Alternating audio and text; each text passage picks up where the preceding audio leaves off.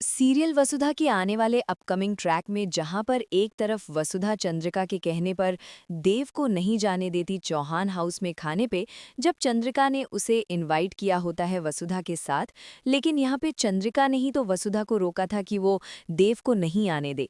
लेकिन देव नहीं आता है, इस बात से चंद्रिका को बुरा भी लगता है।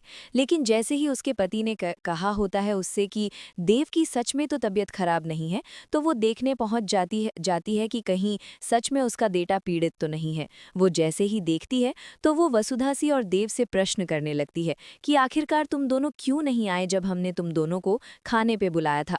तब वसुधा इतराने लगती है जैसे कि उसको मासा ने ही बताया था। उसको मासा ने बोला था कि तुम मेरे सामने बदतमीजी करना और मुंह चोरी करना, वैसा ही वसुधा करती है। वसुधा कहती है कि हमको नहीं आना है आपके घर पे, और वैसे भी आपने हमें घर से बाहर निकाला था, तो हम आपके साथ नहीं आएंगे। और ऊपर से अगर आप हमें बुलाने आई हैं तो पहले आप हमसे माफ़ी मांगिए। इतना कहना होता है वसुधा का, और देव वसुधा के ऊपर हाथ उठाने वाला होता है। चंद्रिका रोक लेती है देव को। इस बात से देव बहुत नाराज होता है वसुधा से कि वसुधा ने आखिरकार ये क्या कह दिया है चंद्रिका के सामने, उसकी मासा के सामने। और चंद्रिका बेहद खुश होती है मन ही मन कि देव आज भी देव के लिए चंद्रिका ज़्यादा इम्पॉर्टेंट है, ना कि वसुधा। इस बात से चंद्रिका बेहद खुश होती है।